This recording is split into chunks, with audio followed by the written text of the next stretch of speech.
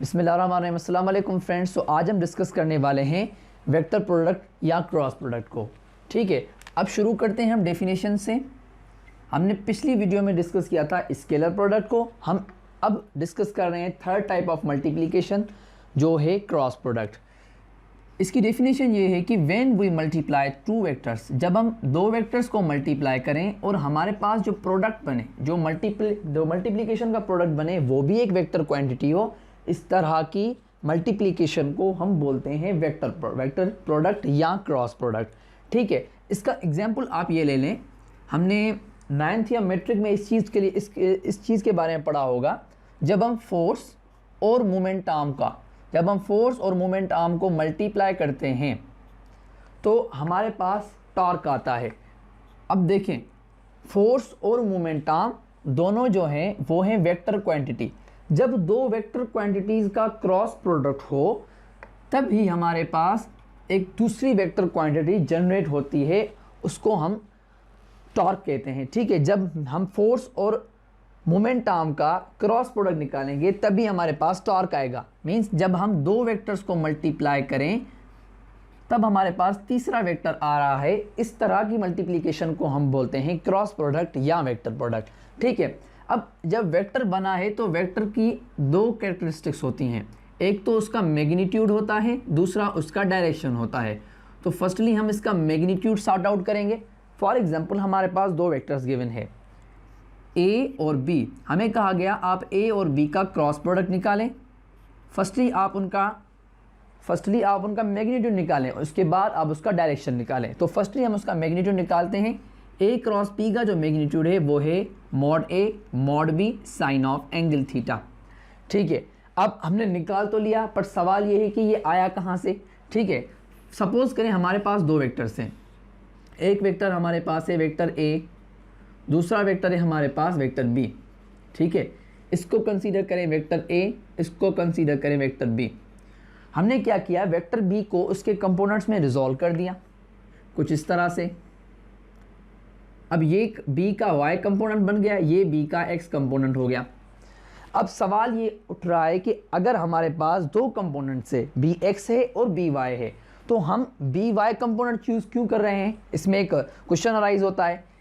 ये क्वेश्चन मैंने scalar product में भी डिफाइन किया था, पर मैं यहाँ पर भी कर रहा हूँ। देखें, स्केलर प्रोडक्ट, जब स्केलर प्रोडक्ट बनता है तो स्केलर के पास कोई डायरेक्शन नहीं होती, पर वेक्टर के पास डायरेक्शन होती है।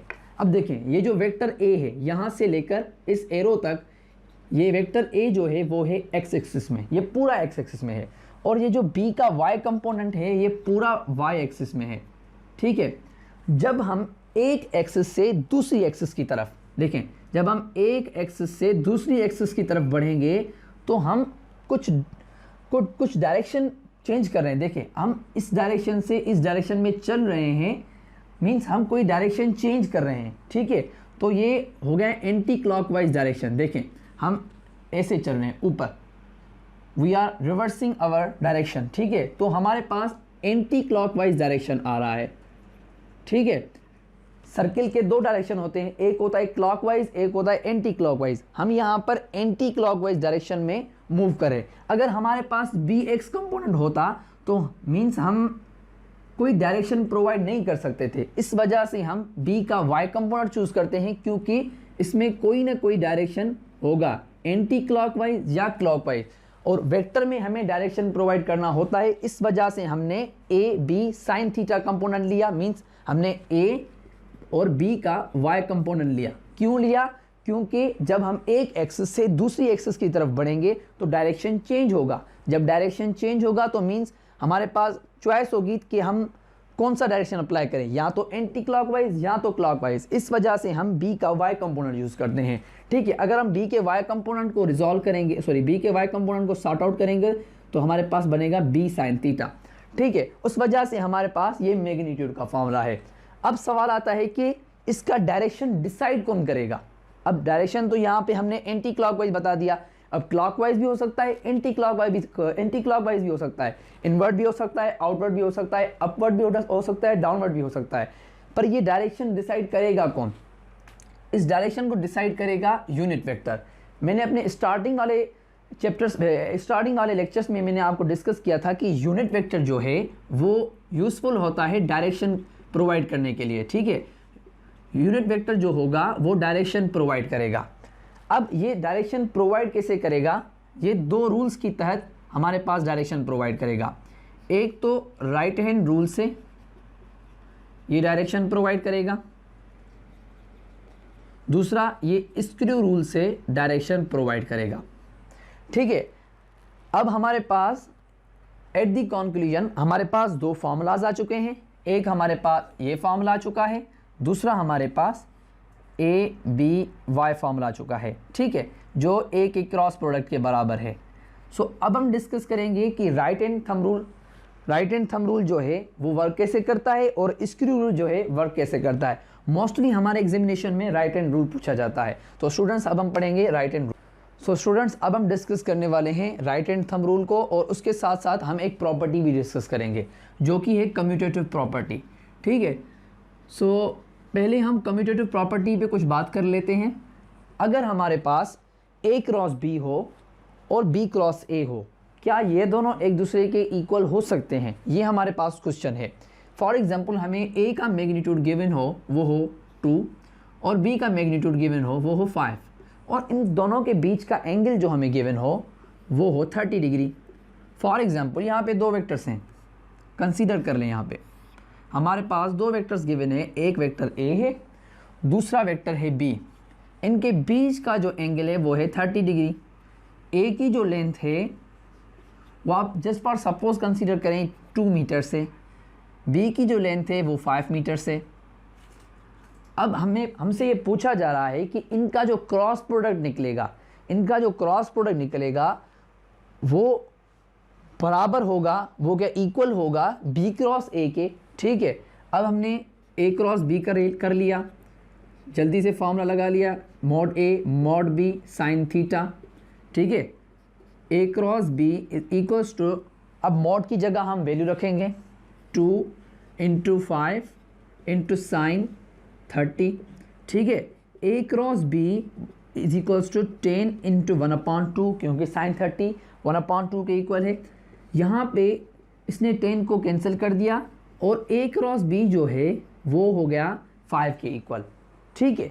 सेम यही स्टोरी हम यहाँ भी लगाएंगे। फॉर एग्जांपल ए जो है वो है 2 के इक्वल, बी जो है वो 5 के इक्वल, और जो एंगल इन दोनों के बीच में है वो है 30 डिग्री। अब हम निकालेंगे बी क्रॉस ए, ठीक है। फर्स्ट वेक्टर को हम यहाँ पे रखेंगे, दूसरा वेक्टर फर्स्ट वेक्टर को हम यहाँ रखेंगे और दूसरा वेक्टर अपने साइन कंपोनेंट के साथ, ठीक है। B cross A is equals to, B का magnitude 5 × 2 sine of angle theta, ठीक है, साइन 30 रख लिया हमने। और बी क्रॉस ए जो होगा वो भी होगा 10 × 1/2 के इक्वल, क्योंकि 30 यहाँ पे है, साइन 30 है, उसकी वैल्यू 1/2 है। सो 10 से 2 को 10 से कैंसिल कर दिया और हमारे पास बचा B cross A is equals to 5। अब ये तो प्रूव कर दिया कि ये दोनों मैग्नीट्यूड वाइज तो सेम है, पर वेक्टर के पास मैग्नीट्यूड के साथ साथ डायरेक्शन भी होता है, ठीक है। वेक्टर वो क्वांटिटी होती है, देखें हमने दो वेक्टर्स को मल्टीप्लाई किया है और हमारे पास एक सिर्फ नंबर क्यों आ रहा है, हमारे पास वेक्टर आना चाहिए। वेक्टर के पास मैग्नीट्यूड होता है, मींस नंबर भी होता है और डायरेक्शन भी होता है। सो डायरेक्शन जो प्रोवाइड करेगा वो प्रोवाइड करेगा एन कैप, या इसका भी एन कैप इसको डायरेक्शन प्रोवाइड करेगा, इसका भी एन कैप इसको डायरेक्शन प्रोवाइड करेगा। अब डायरेक्शन प्रोवाइड कैसे करेगा, मैंने कहा था वो डायरेक्शन प्रोवाइड करता है दो रूल्स से, एक राइट हैंड थंब रूल, दूसरा स्क्रू रूल। अब राइट हैंड थंब रूल हम दोनों के लिए इस्तेमाल करेंगे, एक हम इस्तेमाल करेंगे ए क्रॉस बी के लिए, दूसरा बी क्रॉस ए के लिए। जैसे हमें पता चल जाएगा कि इनका जो प्रोडक्ट बन रहा है वो किस डायरेक्शन में है, ठीक है। अब देखें राइट हैंड रूल को फॉलो करने के लिए हम क्या करेंगे, पहले अपना राइट हैंड लेंगे और उसको फर्स्ट वेक्टर पर रख देंगे, ठीक है। हम पहले इसको सॉल्व करते हैं ए क्रॉस बी को। We will put our hand at the first vector, ठीक है, हमने रख लिया। उसके बाद then we will curl our finger towards the second vector, अपनी उंगलियों को हम कर्ल करेंगे दूसरे वेक्टर की तरफ और हम अपने अंगूठे की तरफ देखेंगे, अगर वो जिस डायरेक्शन में होगा हमें पता चल जाएगा कि उसका जो न्यू वेक्टर जनरेट होने वाला है वो किस डायरेक्शन में होगा। अब ये देखें, ये जो हमारा वेक्टर बन रहा है, ये जो हमारा थंब है वो हमें इंडिकेट कर रहा है कि ये जो न्यू बनने वाला वेक्टर है, ये जो इससे सी वेक्टर बनेगा, ये जो वेक्टर बनेगा उसका जो डायरेक्शन है वो आउट ऑफ द प्लेन है। ठीक है, तो हम ये लिख सकते हैं कि ये जो 5 हमें मिल रहा है वो आउट ऑफ द प्लेन है। ठीक है, मीन्स वो आउटवर्ड जा रहा है। अब दूसरा हमारे पास आता है बी क्रॉस ए, इसका डायरेक्शन भी हमें मालूम करना पड़ेगा।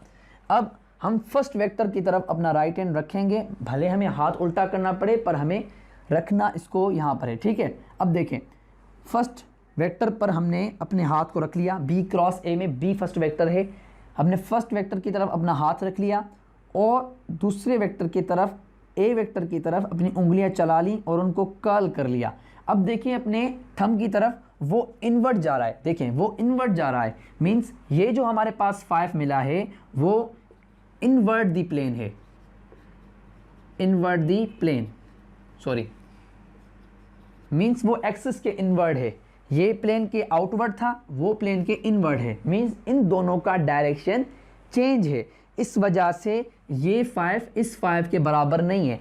अब आप आउट ऑफ द प्लेन को माइनस कह दें या इनवर्ट प्लेन को माइनस कह दें, वो आपकी विश है, पर यहाँ से हमें ये बात प्रूव हुई कि कम्यूटेटिव प्रॉपर्टी को वेक्टर प्रोडक्ट होल्ड नहीं करता। क्यों होल्ड नहीं करता? क्योंकि इन दोनों का डायरेक्शन चेंज होगा, इन दोनों का डायरेक्शन चेंज होगा, एक होगा इनवर्ड, एक होगा आउटवर्ड। ठीक है, सो उसके बाद हम डिस्कस करेंगे इसकी कुछ प्रॉपर्टीज को। अब हमारे पास एक प्रॉपर्टी तो क्लियर हो गई, ये कम्यूटेटिव प्रॉपर्टी वाली, मींस कम्यूटेटिव जो है वो ओबे नहीं करता क्रॉस प्रोडक्ट, ये हमने समझ लिया। Means commutative property is not obeyed by cross product. ठीक है, ये बात हमने डिस्कस कर ली। सो स्टूडेंट, इसके बाद हम डिस्कस करेंगे second property of the cross product. इस प्रॉपर्टी में ये बताया गया है कि जो प्रोडक्ट है वो परपेंडिकुलर है वेक्टर ए के और वेक्टर बी के। अब ये कैसे होगा? फॉर सपोज हमारे पास दो वेक्टर्स गिवन हैं, वही सेम वेक्टर्स, एक वेक्टर ए दूसरा वेक्टर बी। ठीक है, ये हमारे पास वेक्टर ए है, ये हमारे पास वेक्टर बी है। ठीक है, अब जो डायरेक्शन प्रोवाइड करने वाला था वो था यूनिट वेक्टर, जिसको हमने एन कैप से रिप्रेजेंट किया था। अब ये देखें, ये हमने फॉर्मूला लिख लिया एन कैप वाला। अब एन कैप डायरेक्शन प्रोवाइड करेगा राइट हैंड रूल से, राइट हैंड थंब रूल से। अब देखें, हमने जब ए क्रॉस बी हमने अपना हाथ रखा इस तरह से ए पर और बी की तरफ अपनी उंगलियां कर्ल की, तो हमें डायरेक्शन मिला इस साइड पे। ठीक है, अब आप इसको थोड़ा प्रैक्टिकली करके देखें। फॉर एग्जांपल हमारे पास ये वेक्टर ए है, ब्लैक मार्कर जो है, और दूसरा हमारे पास वेक्टर बी है, ये जो रेड मार्कर है। ठीक है, जब हमने इन दोनों का राइट हैंड रूल निकाला कुछ इस तरह से, तो हमें प्रोडक्ट मिला इस साइड, जिसको हम ग्रीन से रिप्रेजेंट कर रहे हैं। ठीक है, अगर आप एक्स वाई डायरेक्शन में जो था वेक्टर, उसको अगर आप निकाल देंगे तो ये देखिए, ये जो हमारा ए वेक्टर और जो सी वेक्टर है वो एक दूसरे से 90 का एंगल बना रहे हैं। और अगर आप इस बी वेक्टर को देखेंगे, ये भी इससे 90 की एंगल बना रहा है, पर ये एक्स से और एंगल बना रहा है, पर यहाँ इस प्रोडक्ट से ये 90 की एंगल बना रहा है। इस बात से हमारे पास ये प्रूव हो जाता है कि ये जो हमारा सी प्रोडक्ट है वो वेक्टर ए के भी परपेंडिकुलर है और वेक्टर बी के परपेंडिकुलर है। और इसके लिए हम लिख सकते हैं कि ये जो हमारा यूनिट वेक्टर है, ये जो डायरेक्शन प्रोवाइड करवा रहा है, वो परपेंडिकुलर है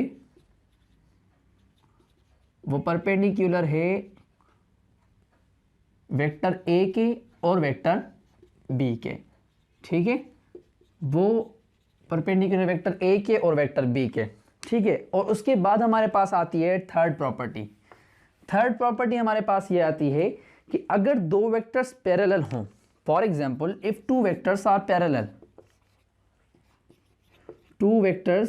पैरेलल, अगर हमारे पास दो वेक्टर्स पैरेलल हों तो उनका क्रॉस प्रोडक्ट कैसे निकलेगा? फॉर एग्जांपल हमारे पास दो वेक्टर्स हों ए क्रॉस बी और उनके बीच का जो एंगल हो, थीटा हो, वो हो 0 डिग्री। मीन्स अगर वो पैरेलल हैं तो उनके बीच का जो एंगल होगा वो तो 0 डिग्री होगा। Mod A mod B sign 0, ठीक है। आप ए और बी की वैल्यू कंसीडर कर लें 1, ठीक है। ए की भी 1, बी की भी 1 कर लें। फॉर एग्जाम्पल, जस्ट फॉर मैं एग्जाम्पल आपको दे रहा हूँ, अगर हम ए को बी से मल्टीप्लाई करें, सॉरी ए और बी का क्रॉस प्रोडक्ट निकालें 1 × 1, साइन 0 जो होगा वो होगा 0 के बराबर। अगर हम 1 × 1 × 0 कर देंगे तो हमारे पास जो प्रोडक्ट आएगा वो आएगा 0, जो कि होगा मिनिमम। इससे हमारे पास ये चीज़ साबित होती है कि अगर दो वेक्टर्स एक दूसरे के पैरेलल हों, मींस अगर दो वेक्टर्स एक दूसरे से 0 का एंगल बनाते हैं, इसका मतलब ये है कि उनका जो क्रॉस प्रोडक्ट होगा वो निकलेगा 0, ठीक है। और ये प्रॉपर्टी अगर आगे हम डिस्कस करेंगे चौथी प्रॉपर्टी के बारे में, if two vectors are perpendicular, अगर दो वेक्टर्स परपेंडिकुलर हों तो क्या होगा। If two vectors are perpendicular, तब हमारे पास कौन सा केस होगा। Means for example A perpendicular है बी के, मीन्स ये दोनों एक दूसरे से 90 का एंगल बना रहे। यहाँ पे ये दोनों एक दूसरे से 0 का एंगल बना रहे थे, ये ए था ये बी था, ये एक दूसरे से 0 का एंगल बना रहे थे, ठीक है। अब देखें, अब ये ए और बी एक दूसरे से 90 का एंगल बना रहे हैं। ये हमारे पास वेक्टर ए है, ये हमारे पास वेक्टर बी है, दोनों एक दूसरे से 90 का एंगल बना रहे हैं। अब क्वेश्चन ये है कि अगर दो वेक्टर्स एक दूसरे के पैरेलल हैं तो उनका जो क्रॉस प्रोडक्ट होगा वो कितना होगा। मीन्स ए क्रॉस बी कितना होगा अगर उनका साइन जो एंगल है वो 90 हो।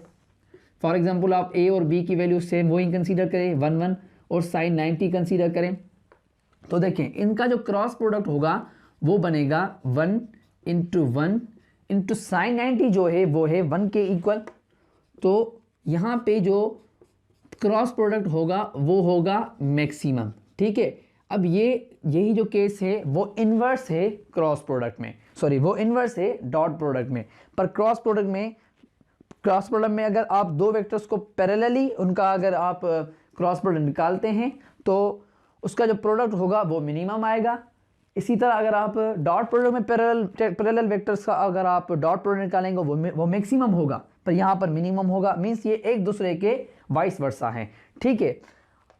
सो स्टूडेंट्स, अब हम डिस्कस करेंगे प्रॉपर्टी नंबर 5 को।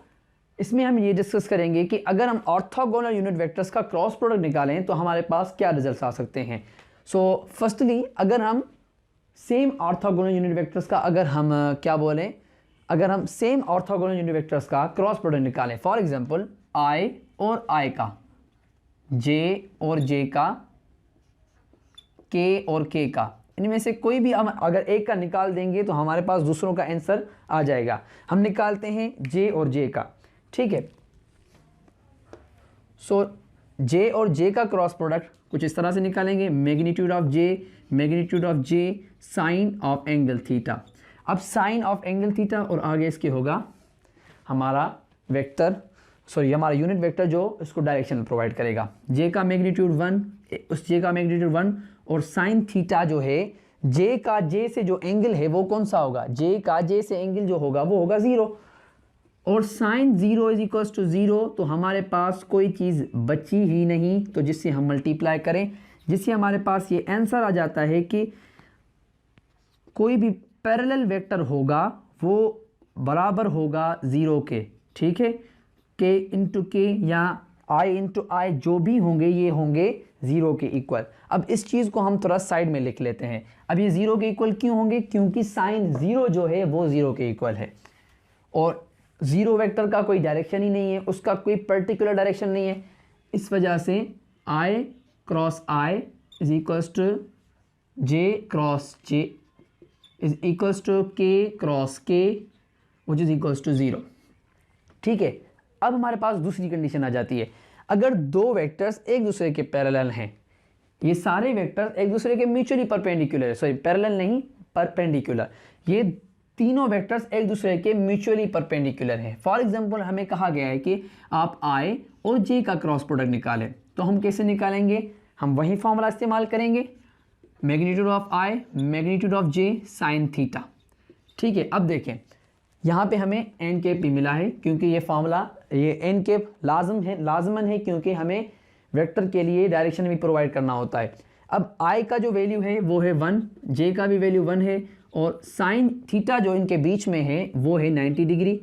ठीक है, ये हम पहले भी लेक्चर्स में डिटेल डिस्कस कर चुके हैं।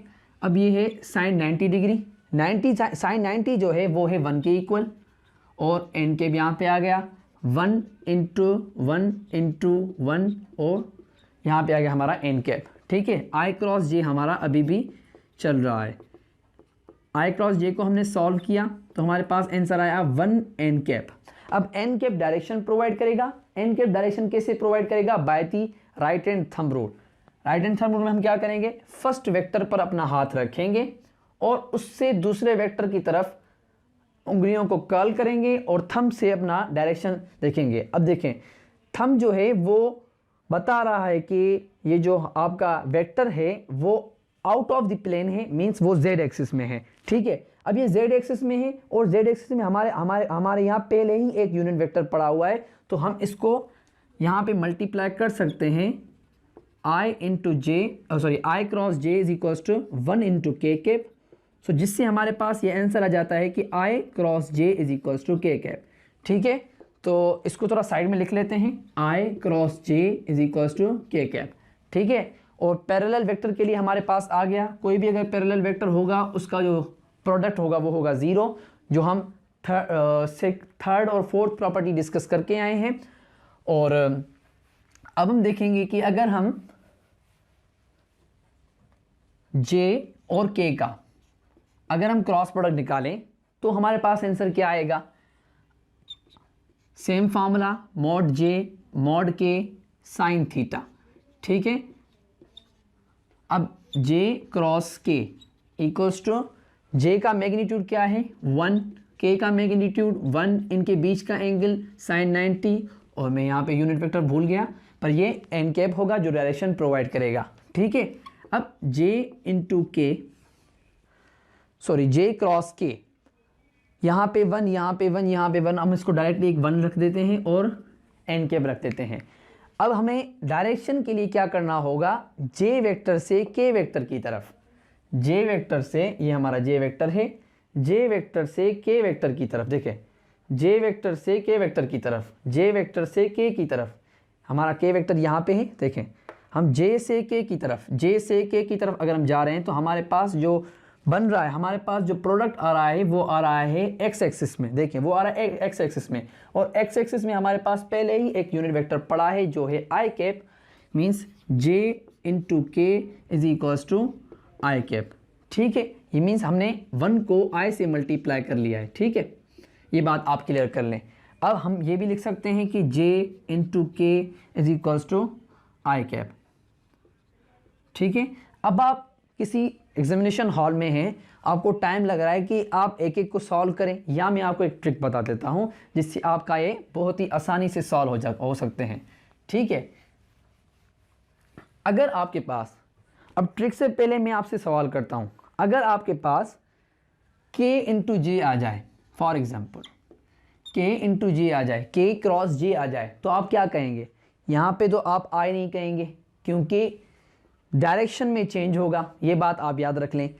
अगर K और J का मैं क्रॉस प्रोडक्ट निकालने के लिए आपको कहूँ तो आप फॉर्मूला तो सेम लगाएंगे, mod K mod J sine theta और होगा हमारा एन कैप, ये टोटल हम कर देते हैं 1 के बराबर, आ जाता है हमारा एन कैप। अब हमें डायरेक्शन प्रोवाइड करना है।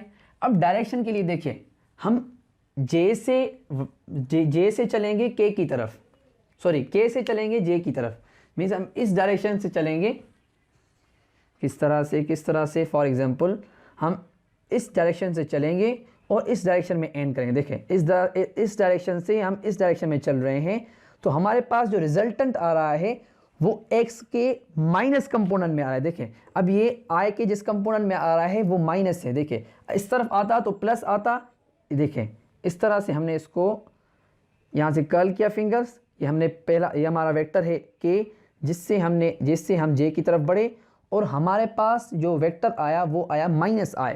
ठीक है, अब इस चीज़ को हम हाथों से सॉल्व करें पेपर हॉल में, या तो मैं आपको एक ट्रिक बता देता हूँ जो कि आपको बहुत यूज़फुल होगी, कि आपको पता चल जाएगा कि क्या माइनस है क्या प्लस है।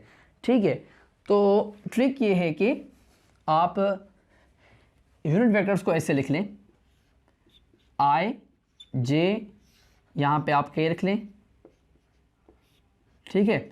अगर आप आई और जे को देखें, अगर आप इनको क्लॉकवाइज मल्टीप्लाई करेंगे, फॉर एग्जांपल आप आई को जे से मल्टीप्लाई करें, तो आपके पास जो आंसर आएगा वो आएगा पॉजिटिव के, ठीक है। अगर आप आई को जे से क्लॉकवाइज अगर मल्टीप्लाई कर रहे हैं, अगर आप उसको आई और जे का जो क्रॉस प्रोडक्ट निकाल रहे हैं वो क्लॉकवाइज है, जैसे आप अगर जे और के का क्लॉकवाइज निकाल रहे हैं क्रॉस प्रोडक्ट, तो J into K is equals to positive आई, ठीक है। इसी तरह अगर के और आई का आप अगर क्लॉकवाइज निकाल रहे हैं, देखें के और आई का यूनिट वेक्टर, अब इनका जो प्रोडक्ट होगा वो होगा पॉजिटिव जे। अब इसी तरह अगर आप जे और आई का निकालेंगे, देखें अब आप एंटी क्लॉकवाइज चल रहे हैं, देखें अब आप एंटी क्लॉकवाइज चल रहे हैं, जे क्रॉस प्रोडक्ट आई जो बराबर होगा माइनस के। देखें अब जे और आई जो है, अब आप वापस जा रहे हैं, देखिए अब आप एंटी क्लॉकवाइज जा रहे हैं, मीन्स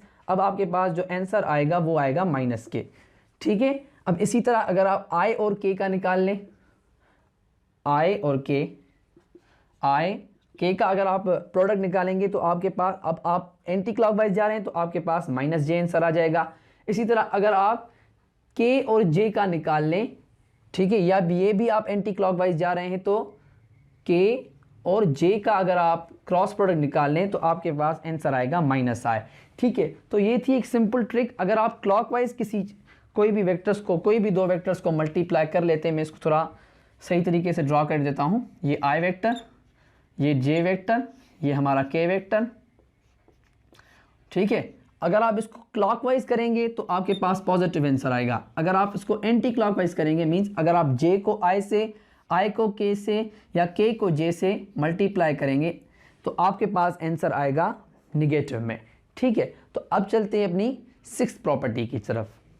सो स्टूडेंट्स, अब हम डिस्कस करने वाले हैं sixth property of the vector product को। इस प्रॉपर्टी में हम डिस्कस करेंगे, अगर हमारे पास दो वेक्टर्स गिवन हो और उनके रेक्टेंगुलर कंपोनेंट्स गिवन हो तो उनका हम क्रॉस प्रोडक्ट कैसे निकाल सकते हैं, मीन्स हम उन रेक्टेंगुलर कंपोनेंट्स का क्रॉस प्रोडक्ट कैसे निकाल सकते हैं। सो ये जो हमारे पास रेक्टेंगुलर कंपोनेंट्स गिवन है ईच वेक्टर के, ए के हमारे पास रेक्टेंगुलर कंपोनेंट्स गिवन है ए x I cap, A Y J cap, A Z के कैप, और बी के भी इसी तरह में गिवन है। तो सवाल ये उठता है कि हम अगर इनका क्रॉस प्रोडक्ट निकालना चाहें तो कैसे निकाल सकते हैं। इनका क्रॉस प्रोडक्ट निकालने के लिए हमारे पास एक तरीका है जिसको हम कहते हैं डिटर्मिनेंट फॉर्म, ठीक है। ये जो वे है वो मैथमेटिक्स के स्टूडेंट्स को अच्छे तरीके से आता होगा, तो ये वो मैट्रिसेस में पढ़ते हैं, ठीक है। अगर फॉर एग्जांपल हमारे पास यहाँ पे दो वेक्टर्स हैं, ठीक है, एक हमारे पास वेक्टर ए है, ए क्रॉस बी, ठीक, दूसरा हमारे पास वेक्टर है बी, ठीक है। हम इनके यूनिट वेक्टर्स लिख लेते हैं, आई कैप, जे कैप, के कैप। आई की डायरेक्शन में ए का एक्स कंपोनेंट, बी का भी एक्स कंपोनेंट, जे की डायरेक्शन में ए का वाई कंपोनेंट और बी का भी वाई कंपोनेंट, के का जो कंपोनेंट होगा वो होगा ए जेड कंपोनेंट और बी का भी बी जेड कंपोनेंट, ठीक है। अब हम क्या करेंगे, क्रॉस प्रोडक्ट निकालने के लिए, फॉर एग्जांपल मैं फर्स्टली आई का क्रॉस प्रोडक्ट निकालना चाहता हूँ, तो जिस साइड का अगर हम क्रॉस प्रोडक्ट निकाल रहे हैं तो उस साइड को हम स्किप कर देंगे, ठीक है। हमने आई को स्किप कर दिया। उसके बाद क्या करेंगे, जो दूसरा जे और के साइड बचे हैं उनके कंपोनेंट्स को एक दूसरे से क्रॉस प्रोडक्ट करेंगे, इस तरह से ए वाई को बी जेड से, बी वाई को ए जेड से, ठीक है। जब इनको हमने क्रॉस प्रोडक्ट किया तो हम इनको कुछ इस तरह से लिखेंगे, ए Y B Z minus A Z B Y, ठीक है। ये एक वे है इसको लिखने का। अब इसमें बीच में हमें माइनस देनी होती है, ये एक मैथमेटिक्स का रूल है, ठीक है। अब हम इसी तरह से जे कंपोनेंट लेते हैं, ठीक है। अब हम जे कंपोनेंट जब लेंगे तो एक बात का आपको ख्याल रखना है कि ये जो हमारा जे कंपोनेंट होगा उसके आगे माइनस लगेगा, क्योंकि जो दूसरा कंपोनेंट है उसके आगे माइनस लगेगा। ये भी डिटरमिनेंट का एक रूल है, ठीक है। माइनस जे हमने यहाँ पे लिखा और सेम इसी तरह से इस साइड को स्किप कर दिया और i के कंपोनेंट को k से, इस i के कंपोनेंट को k से हमने मल्टीप्लाई कर लिया। सो अब देखें, अब ax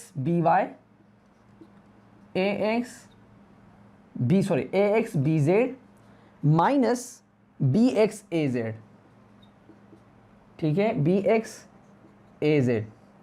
अब देखें, अब हम क्या करते हैं कि ये जो दो कंपोनेंट्स हैं इनको शफल कर देते हैं, I cap A Y B Z minus A Z B Y, और यहाँ पे माइनस जे के आगे हम यहाँ पे लिख लेते हैं बी एक्स ए जेड माइनस ए एक्स बी जेड। हमने शफल क्यों किए? क्योंकि अगर ये माइनस इनसे मल्टीप्लाई हो भी जाती है तो बीच में प्लस आ जाता है, तो हमने सीक्वेंस को बरकरार रखने के लिए यहाँ पे माइनस पुट किया, सॉरी हमने इसको शफल कर दिया। अब यही केस हम के वाले कंपोनेंट के साथ भी करेंगे, तो हम इसको मिटा देते हैं। अब देखें, अब हमें चाहिए के वाला यूनिट वेक्टर, तो हम के वाले यूनिट वेक्टर को उठाएंगे, यहाँ पे रखेंगे प्लस के। याद रखें माइनस के सिर्फ जो माइनस होता है, माइनस की सिंबल जो है वो हम सिर्फ एक यूनिट वेक्टर के लिए इस्तेमाल करते हैं, वो है जे, ठीक है। अब यहाँ पे हमने के कंपोनेंट को छोड़ दिया, माना के यूनिट वेक्टर की लाइन को हमने स्किप कर दिया। अब आई के कंपोनेंट को जे के कंपोनेंट से हम मल्टीप्लाई कर देंगे, A X B Y B X B Y, इनका हम क्रॉस प्रोडक्ट निकाल लेंगे, ए एक्स को बी वाई से माइनस ए वाई को बी एक्स से, ठीक है। सो इसी तरह हमारे यहाँ ये फॉर्मूला जनरेट हो गया। सो ये जो हमारा फॉर्मूला निकला है वो हमें बताएगा कि अगर हमारे पास दो वेक्टर्स गिवन है, ठीक है, दो वेक्टर्स का क्रॉस प्रोडक्ट गिवन है, तो हम उनको रेक्टेंगुलर कंपोनेंट्स में कैसे तोड़ सकते हैं। आज का ये हमारा वीडियो है, हम यहीं पे तमाम करते हैं। आज हमने डिस्कस किया वेक्टर को प्रोडक्ट को और उसकी प्रॉपर्टीज़ को। आज की वीडियो को हम यहीं तमाम करते हैं, मिलते हैं आपके साथ एक नई वीडियो में। आज के लिए इतना ही, अल्लाह हाफिज़।